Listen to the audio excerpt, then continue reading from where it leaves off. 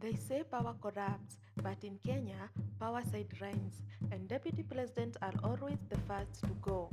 Since independence, Kenya's politics has followed a heartbreakingly familiar script: campaign together, win together, then fall out. The deputy seat may come with a flag, a convoy, and a title, but it rarely comes with a future.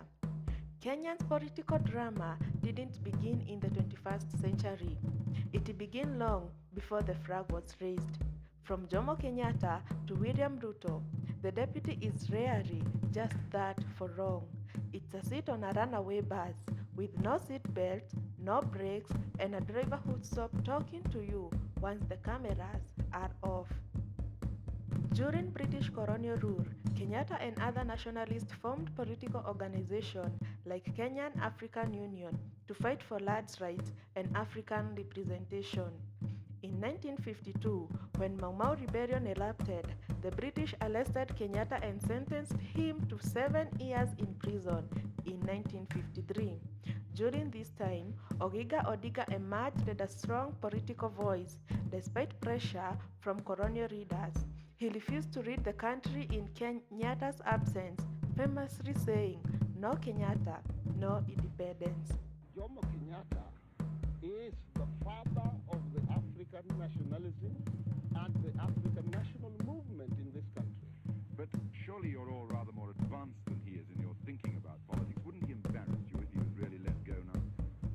We cannot in any sense be more advanced than our teacher and master, whom I think is much more advanced in political outlook in this country than we are.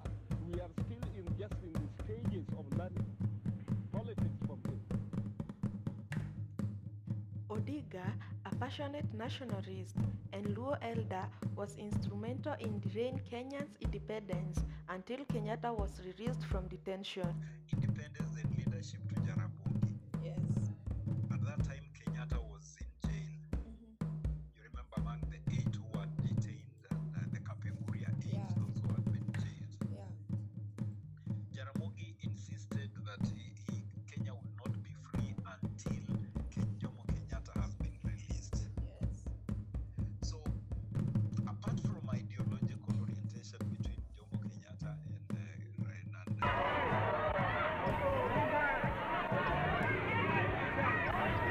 Our reader will not form a government without him. This selfless political act paved a way for Kenyatta's return and eventual leadership. Their alliance was built on shared vision, but it did not last for long. When Kenya became a republican in December 12, 1964,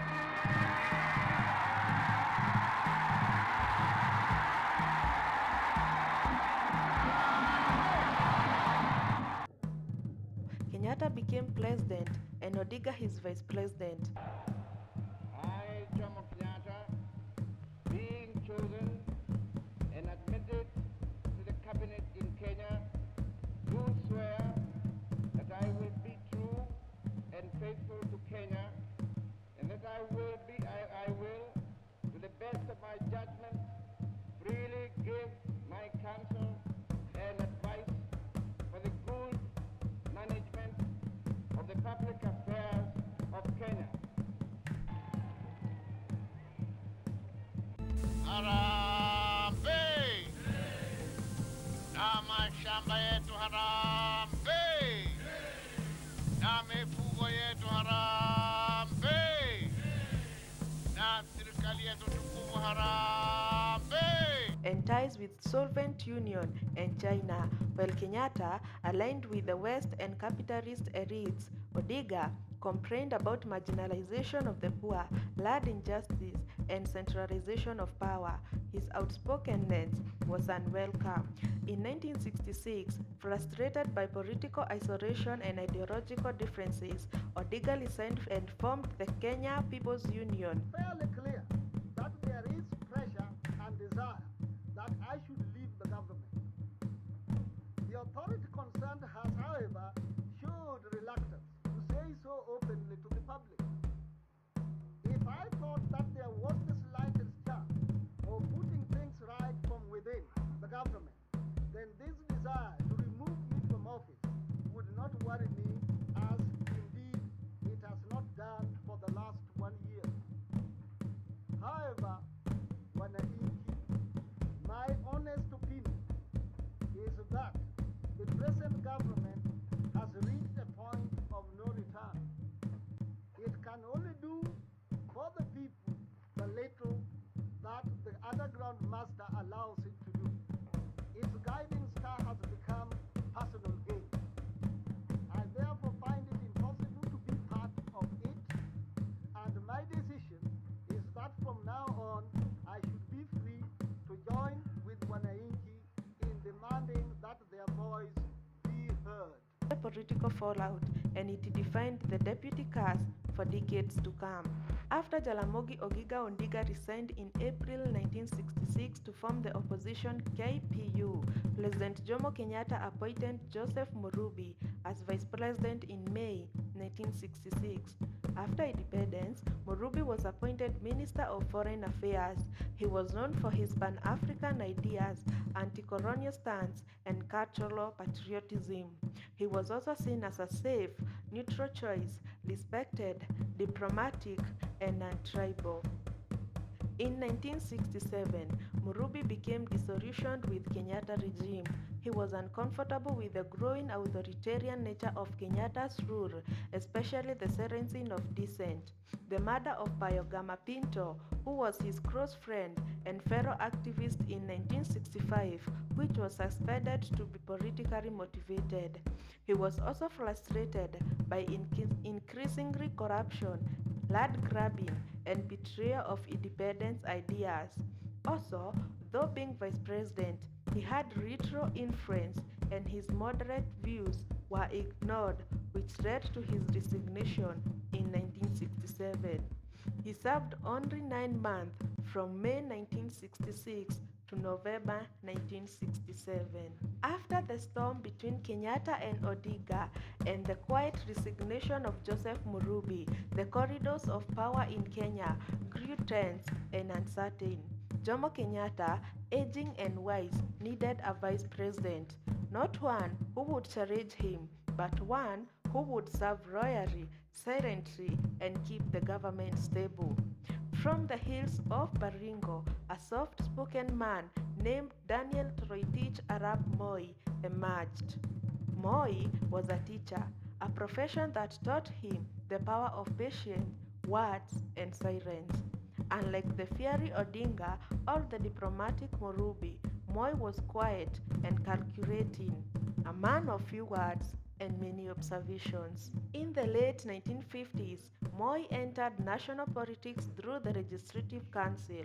In 1960, he co-founded KANDU, the party that stood against centralized power, fearing domination by larger tribes like the Kikuyu and Luo. But when Kenya became a one-party state, KANDU folded into KANU. Moi quietly joined the ruling party and Kenyatta took notice. In 1967, after Murumbi resigned, Kenyatta chose Moi, a man many underestimated, a leader who never spoke too loudly but always listened carefully. As Kenyatta grew older and weaker, whispers in Nairobi grew louder. Some Kikuyu elites, the Kiambu Mafia, feared what could happen if Moi took over. They launched a secret movement to change the constitution. Their plan was to stop the vice president from automatically succeeding the president. But Moi, calm as ever, did not fight back publicly. He waited and the movement failed. In August 22, 1978, Jomo Kenyatta died. The nation mourns and flag fly at half-mast. And as per the constitution, the quiet man from Sako, the former teacher, became acting president. Many expected a weaker caretaker, but Moi surprised them all. In October 1978, he was confirmed as the second president of Kenya. Mimi, Daniel Toroitich Arap Moi, naapa kwamba nitakuwa mwaminifu kwa Jamhuri ya Kenya na kuitumikia kwa moyo wangu wote, na kwamba nitahifadhi, nitalinda na kuitetea katiba ya Kenya kwa mujibu wa sheria iliyowekwa. Ewe Mwenyezi Mungu nisaidie. Caretaker, but Moi suppressed them all. In October 1978, he was confirmed as the second president of Kenya. For 11 years, Moi was vice president. Where others fought for influence, Moi remained loyal, obedient, and unshakably quiet. Behind the silence, however, was a man waiting for his turn. After the death of Kenyatta, Moi automatically became acting president as per the constitution, and after 90 days, he was elected as KANU's presidential candidate, becoming the first vice president in Kenya to rise the presidency by constitutional succession. Over his 24 years rule, Moi appointed and dismissed 6 vice presidents, none of whom succeeded him. For Moi, the vice president was not a path to power. It was a position to contain, control, and when necessary, crush. Moi Kibaki was appointed by Moi because at the time, vice president was not elected. It was an appointed position under the old constitution, becoming vice president in October 1978. Kibaki was chosen because he was a brilliant economic and served as Kenya's Minister of Finance. He earned international credibility, which Moi needed to stabilize investor confidence during the leadership transition. He was also known to have a reputation for being calm, disciplined. Thereby, Moi considered him politically safe, and Kibaki was a Gikuyu, while Moi a Kalenjin. This pairing helped maintain ethnic and regional political balance after Kenyatta Gikuyu-dominated era. President Moi began seeing Moi Kibaki as a political threat around mid-1980s, especially between 1985 and 1988. This shift didn't happen suddenly. It was a combination of growing influence, stable independence, and ethnic dynamic that made Moi increasingly uncomfortable with Kibaki's presence at the heart of power. Kibaki was widely admired for his intellect, calm, demure, and technocratic skill. He earned a clean record, avoided scandals, as was seen as a safe pair of hands, and this made Moi notice that Kibaki was becoming too light, especially in contrast to himself, whose rule has become more authoritative. Moi expected public displays of loyalty, constant praise, declarations of support, but Kibaki rarely praised Moi in exaggerated terms, unlike other politicians, and this quietly independent was read as disloyalty even if it wasn't direct rebellion. Moi wanted absolute loyalty. One of the major reasons why Moi removed Kibaki as his vice president was that Kibaki was a laid back person. He was not a person who would come out openly in support of Moi whenever there was a national matter of national interest. In fact, Kenyatta, Moi Kibaki was considered a fence sitter, and that did not sit well with Moi when he needed a vice president who would defend him at any given time, and that is why he removed him and put there Josephat Karanja. After surviving the failed coup by junior Moi force officers in August 1982, Moi became extremely paranoid, though Kibaki was not involved in the coup or even remotely linked to it. His Gikuyu background and calm popularity made him a long-term worry. Moi a Kalenjin was balancing power among smaller ethnic groups to weaken Gikuyu political dominance from Kenyatta era. However, Kibaki, a senior Gikuyu leader, remained highly visible, thereby Kibaki's increasingly national profile, especially among the Gikuyu and parts of Mount Kenya, made Moi nervous. In March 1988, after 10 years as vice president, Moi abruptly demoted Kibaki to Minister of Health. The announcement was made without explanation or ceremony. Moi never publicly criticized Kibaki, but the message was clear. He wanted him politically smaller. Kibaki remained in KANU for a while, but the relationship with Moi grew colder, and in 1991, Kibaki resigned from KANU, formed the Democratic Party, which is DP, and joined the opposition. After Moi Kibaki was demoted from the vice presidency in 1988, the next person to hold the office was Dr. Josephat Karanja, who was highly educated academic and diplomat. Moi appointed him because he needed a safe and loyal replacement from Kibaki. Karanja provided ethnic balance without being a serious threat. But Joseph Karanja was forced to resign as vice president in May 1989, barely 14 months after his appointment, due to a political outthreatened campaign against him in parliament. His removal was driven by ethnic tension, jealousy from political revival, and a deep culture of paramount anti-President Moi's regime. Karanja was known for his love of suits, refined English, and elitist mannerism. This led many MPs, especially those close to Moi, to accuse him of being too foreign and out of touch with Kenyan culture. He was accused of building a parallel power center. Rumors spread that he was quietly preparing to position himself as Moi's successor. Though there was no concrete proof, the mere suspension was enough under Moi's authoritarian and deeply insecure required. In 1989, a campaign led by KANU's MPs, especially from Rift Valley and Coast, turned parliament into war zone against Karanja.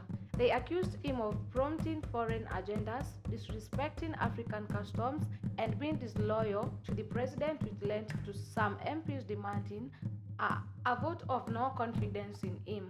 Karanja was also an outgoing, was actually the opposite of Kibaki.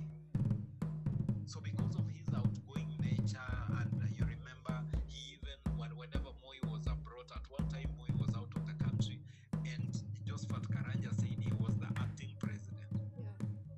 That annoyed Moi. When Moi came back, he was told this man is acting president. He's telling us to go kneel before him, take delegations to him, and this annoyed Moi. Moi wanted, did not like the outgoing nature of Josephat Karanja, and that is why they had to remove him. You remember they used the Akina Shiku to remove him from was they called him a traitor, Yes. and then he was removed by members of parliament. Because it was just a formality. You make noise, parliament say we don't want you, and then Moi of course had powers to remove him. Moi, known for watching political tides carefully, remained silent, which was interpreted as a sign of that Karanja and lost presidential protection. And so Karanja, feeling concerned and abandoned, he resigned on May 1989 to avoid impeachment. After Dr. Joseph Karanja resigned, Moi appointed Professor George Saitoti in May 1989. Saitoti was a respected mathematician, professor, and economist. He was known for being loyal, reserved, and extremely disciplined. Saitoti, being a mixture of Maasai and Kikuyu, made him useful figure for ethnic and religion balance. Once appointed Vice President, Saitoti was thrust in an extremely volatile political environment where loyalty was not just expected, it was constantly tested by Moi. Saitoti, though quiet and not a popularity, gained quiet admiration for his intellect and steady leadership, which made him look like a possible future competitor. Moi repeatedly moved Saitoti between ministries, especially finance, education, and planning, and all these were not promotions or demotions. They were a way for Moi to remain Saitoti that he served under Moi pleasure, thereby he should never get comfortable. In addition, Saitoti had no control over succession plans, security matters, or party structures, which were all Moi's tools of control. By 1997, Moi was preparing for re-election, and Saitoti, having served as vice president for 8 years, looked like a natural heir, which made him a threat. After the elections, Moi simply didn't reappoint a vice president. No explanation, no press release. Saitoti was out. On the other hand, Saitoti didn't campaign or rebel. He stayed loyal. And in 1999, Moi, perhaps impressed by that silent obedience, brought him back once again. Saitoti became vice president, but the writing was on the wall. Though Saitoti never defiled Moi and remained quiet when reshuffled and never built an aggressive personal power base, this was not enough. what mattered most in Moi's reign was control. When Moi endorsed Uhuru Kenyatta in August 2002, Saitoti was unceremoniously dropped as vice president and pushed out of KANU's inner late Professor Saitoti, who was then a lecturer at the University of Nairobi, a mathematics lecturer and a professor, and appointed him. So he served up to the last minute, but you remember, even when Moi was leaving, they expected, he had a lot of run-ins with Moi during the last days of the tenure of Moi, because he was expected to be nominated by KANU to be the heir apparent to Moi. But Moi told Saitoti that you are my friend, but leadership is not about friendship, and that is how he picked on Uhuru Kenyatta as a presidential candidate, and that is what broke how KANU broke into parties. Years of loyalty were discarded in an instant. He responded not with range but with an unrelenting line. There comes a time when the nation is more important than an individual, and this quote became his breakup letter with KANU. There come a time when the nation is more important than an individual. It is because of that consideration and in consultation that I say I shall not offer myself for any position. Just weeks after Saitoti was dropped, Moi surprised the nation again. In November 2002, he appointed Musalia Mudavadi as vice president, just 2 months before the general election. It was a bold and desperate political gamble. Moi may have picked Mudavadi to punch up the rift in KANU, to convince Western Kenya back Uhuru and to show that KANU was inclusive, but the public didn't buy it. His appointment felt too late, too political, a calculated token, not a genuine transfer of power, and Mudavadi had no time to campaign or build national support in just. Put it this way, it was those days when you are not told why you're being appointed. And believe you me, I got my news as a news flash on the media outfits. So at no time had I been called earlier to be told that you're going to be a vice president. And by the way, that was also the tradition, not just when it was a question of appointment, but even when it was dismissal. Some of the other vice presidents who may have either been moved from the seat and so forth would learn of it through a reshuffle or through the radio, and never were you called to be told that I'm going to appoint you as a vice president or I'm going to relieve you of your duty. Kwa sababu dunia hii imeenda ukabila, vyama vyote vya kikabila, na nikaona kwamba yule ambaye anaweza kuendelea kupeleka wananchi kama vile mimi ningependelea wananchi kuongozwa ni Uhuru Kenyatta.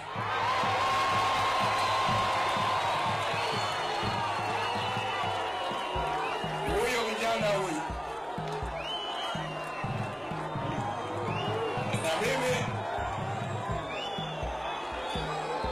Na mimi na washukuru.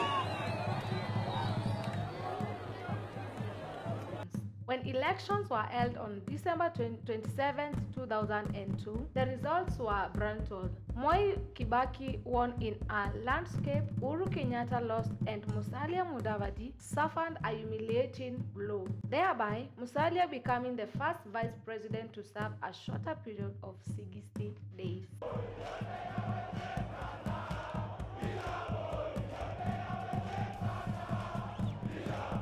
Mimi Moi Kibaki naapa kwamba nitatenda kazi zangu za urais wa Jamhuri ya Kenya wa uaminifu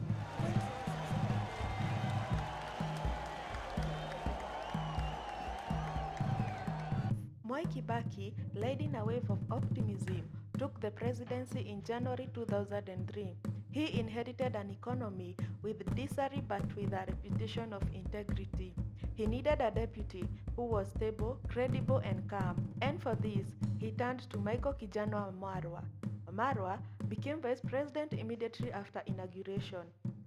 Mimi, Michael Christopher Wamalwa, naapa kwamba nitaitumikia vema na kwa moyo thabiti Jamhuri ya Kenya katika kazi zangu za makamu wa rais, na kwa wakati wowote nitamshauri kwa hekima na uaminifu Rais wa Jamhuri ya Kenya Mheshimiwa Moi Kibaki, na kwa vyovyote vile sitatoa siri za baraza la mawaziri.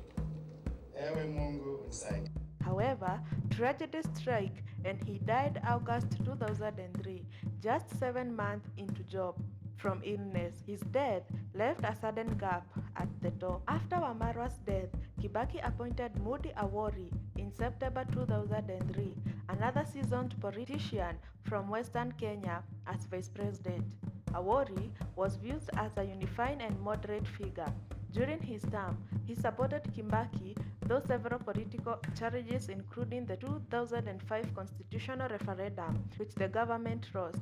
The loss forced Kibaki to dissolve his entire cabinet, though Awori was reappointed shortly after a sign of his perceived loyalty. Fellow Kenyans, following the results of the referendum, it has become necessary for me, as the President of the Republic, to reorganize my government to make it more cohesive and better able to serve the people of Kenya. Accordingly, in accordance with the powers conferred upon me under the Constitution of Kenya, I have directed that the offices of all ministers and all assistant ministers become vacant. Consequently, the occupants of the said offices cease to hold their respective offices with the immediate effect. A reconstituted government will be in place within 2 weeks. Thank you and God bless you. The December 2007 election was marred by irregularities and triggered post-election violence.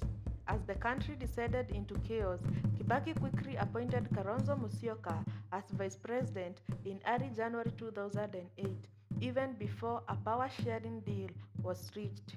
Awori accepted his removal without resistance and quietly retired from active politics. After the controversial 2007 election and the eruption of post-election violence, Kenya was in crisis. As Kibaki was sworn in amid protest and bloodshed, Kalonzo sided with Kibaki, accepting an offer to become vice president on January 9, 2008.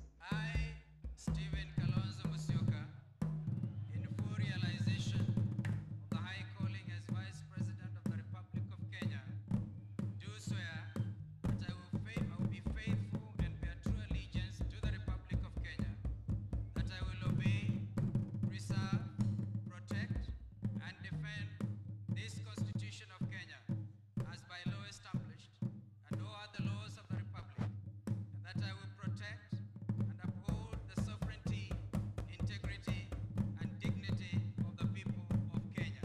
So help me God. This was a strategic political move by Kibaki to legitimize his presidency and build an alliance with Kaba community.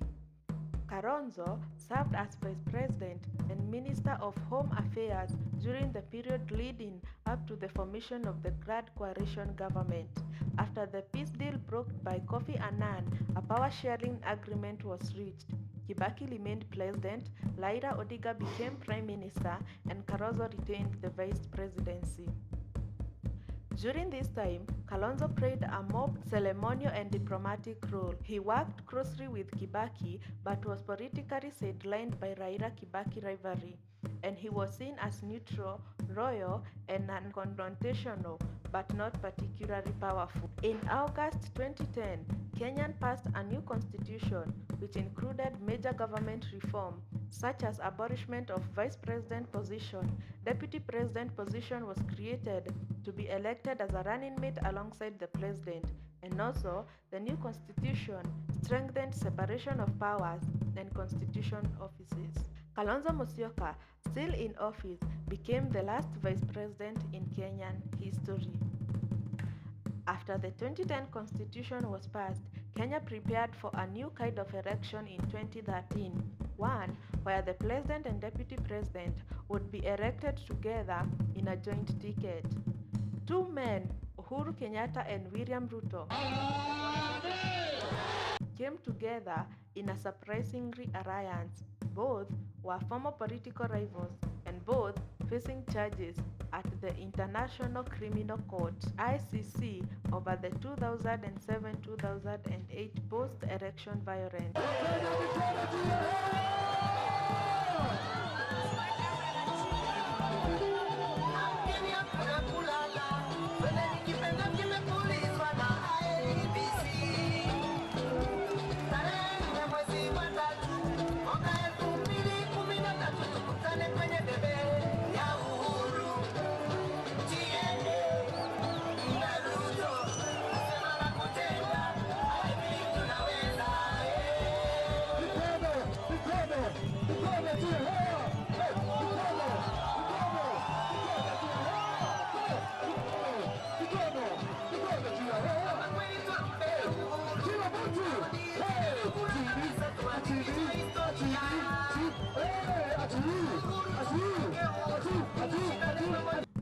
Uhuru, a Kikuyu from central Kenya, and Ruto, a Kalenjin from the Rift Valley, were the faces of two communities that had clashed violently just 5 years earlier.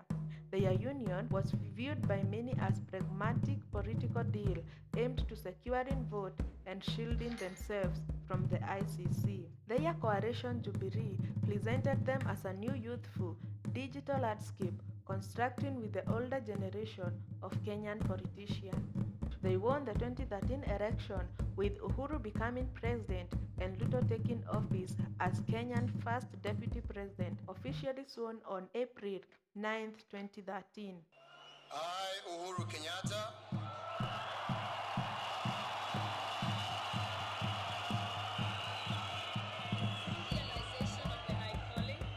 in full realization of the high calling, I assume as President of the Republic of Kenya. In their first term, Uhuru and Ruto appeared inseparable. They dressed alike, held joint rallies, referred to each other as brothers, worked in what appeared to be perfect coordination. Ruto was given significant responsibilities such as overseeing infrastructure and agricultural projects, chaired key interministerial committees, and handled major foreign visits when the president was away. In fact, many Kenyans joked that Ruto was the co-president. After 5 years of political friendship, Uhuru and Ruto won the election in 2017, but the election was marred by controversy. The Supreme Court nullified the August 2017 result, and a second election was held in October, which Raila Odinga boycotted. Uhuru and Ruto were sworn in again, but this second term marked the beginning of trouble in their relationship. In March 2018, Uhuru stunned the nation by reaching a public handshake deal with Raila Odinga, his long-term political rival. This handshake symbolized peace and unity, but it eventually sidelined William Ruto from the co-government. Raila had the strength of mind and spirit. Raila had the love of this country to know that a handshake was important for us to unite our country. From that point on, Ruto began losing influence because he was no longer consulted on key decisions. His allies were removed from parliamentary leadership and he was left out of major state functions. By 2019, it was clear that Uhuru no longer supported Ruto's presidential ambitions. Na ndipo mimi nikisema ya kwamba uzee sio ugonjwa, afadhali mzee wa ukweli badala ya mtu mdogo ambaye ako na uongo. Mimi nataka tuwe na uongozi ambao utakuwa wa haki. Mimi nawauliza kwa heshima kubwa sana, na sio kulazimisha kwa sababu hakuna kura ya kulazimisha. Shikeni huyu mzee mkono jameni. Ruto, however, refused to resign and began crafting a new identity as an outsider, campaigning the Hasra Nation, a narrative that casted himself as a defender of the poor and unemployment. In contrary to work, he called Kenyan dynasty a right. Uhuru, on the other hand, appeared to back a handshake-inspired succession, possibly involving Raila Odinga. The political divorce was messy, and Ruto openly criticized the government he served in, and state security was withdrawn from Ruto's private properties and offices. Despite being deputy president, Ruto was effectively pushed to the margins of power. Watu wote hawa ambao tunasikia siku hizi wanajaribu kuwa marafiki wa rais, lakini siku ile rais alikuwa anawahitaji hawa watu, si ndio walikuwa wapinzani wetu? Si ndio walikuwa wanasema hatufai? Si ndio walikuwa wanasema tuko wahalifu kwa sababu tulikuwa na kesi ya Hague? Sasa si Waswahili wanasema akufaae kwa dhiki ndiye rafiki. Defying all odds, William Ruto ran for president in the 2022 general election, this time under the Kenya Kwanza coalition, Kithure Gachagua becoming his running mate. Uhuru openly supported Raila Odinga in the election, but Ruto defeated both Raila and the system. Kwa Mheshimiwa Rais anayeingia mamlakani, Mheshimiwa Mheshimiwa William Samoei Ruto, kutoka kwake rais anayeondoka mamlakani, Mheshimiwa Uhuru Kenyatta. Let's be all upstanding kindly for this session. On September 13, 2022, William Ruto was sworn in as Kenya's 5th president, becoming the first deputy to rise into a presidency under 2010 constitution.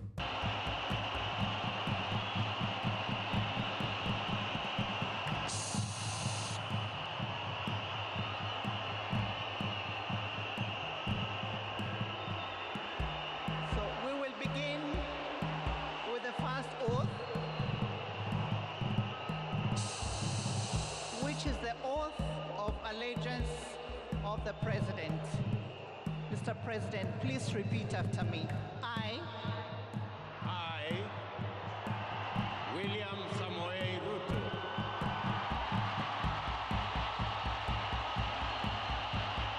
in full realization of the high calling I assume as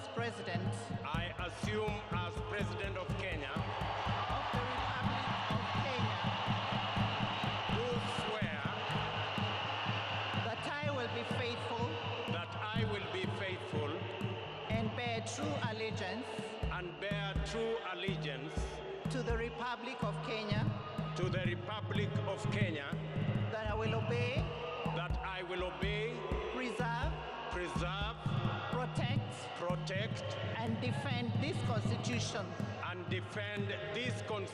of Kenya, as by law established, and all other laws of the Republic, and that I will protect and uphold the sovereignty, integrity, and dignity of the people of Kenya. So help me God.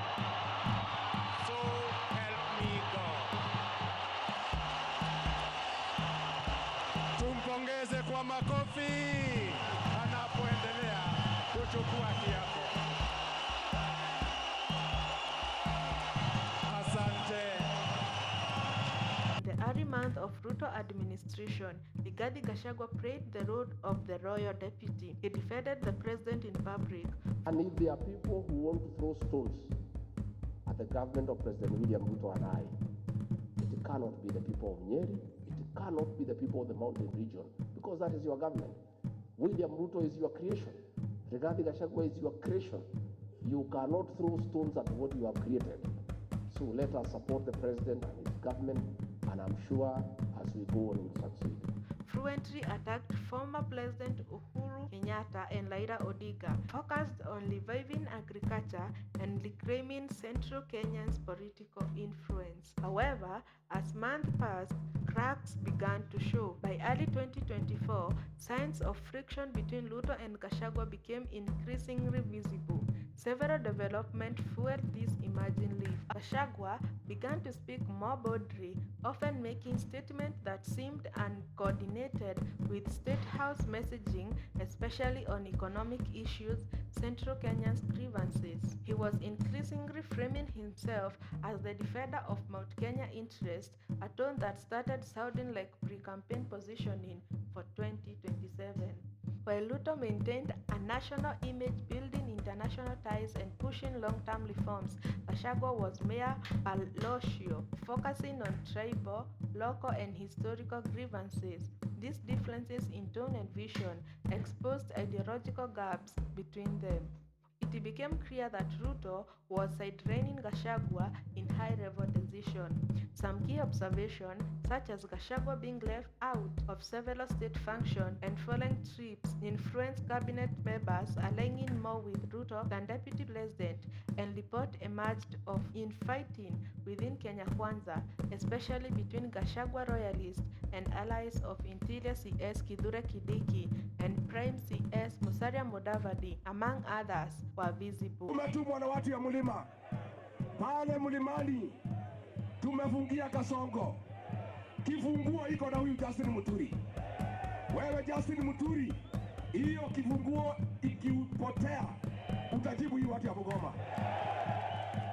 Mimi nauliza watu ya Ingo, nataka mfuruge hapa Bungoma. Mtupatie kifunguo tuende naye. Mutafunga.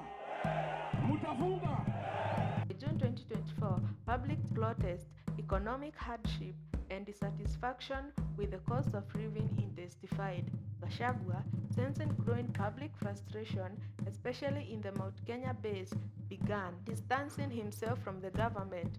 He criticized how government resources were being distributed, called for economic autonomy for Mount Kenya, and expressed feeling undermined and isolated. This shift was seen by many as a declaration of independence and possible a soft campaign launch for 2027.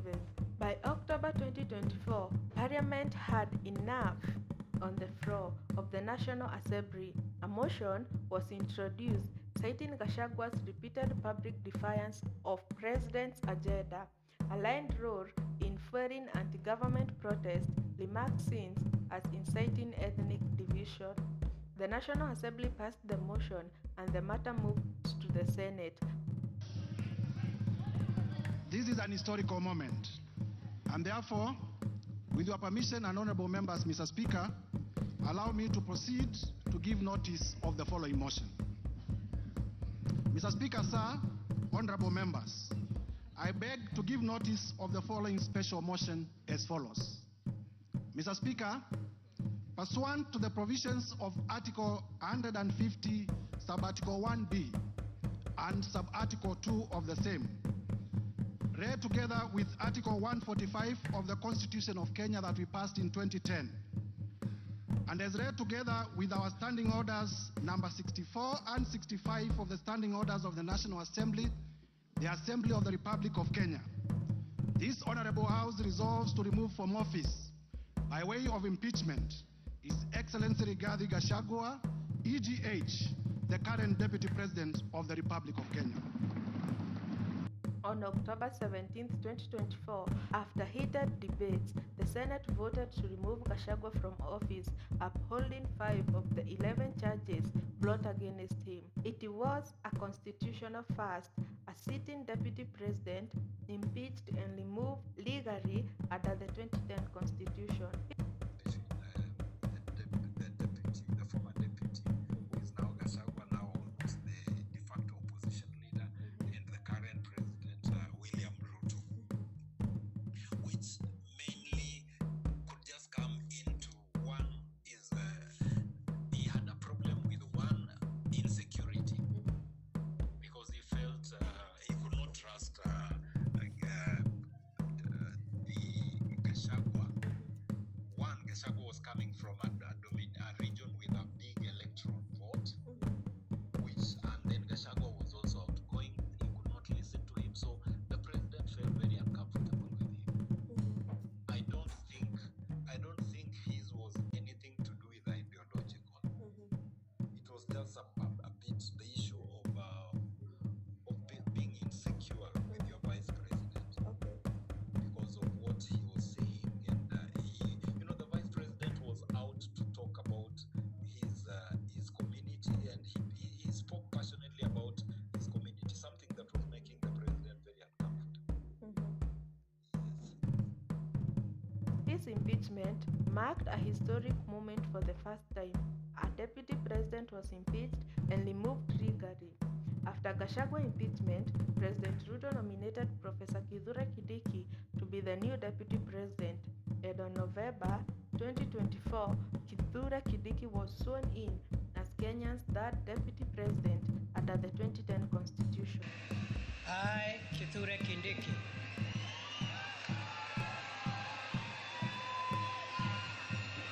in full realization of the high calling, I assume as Deputy President of the Republic of Kenya,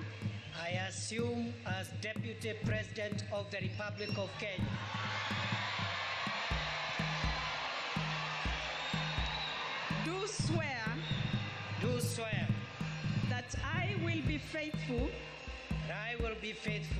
and bear true allegiance to the Republic of Kenya, that I will obey, preserve, protect, and defend this Constitution of Kenya, as by law established, and all other laws of the Republic, and that I will protect and uphold the sovereignty, integrity, and dignity of the people of Kenya. So help me God.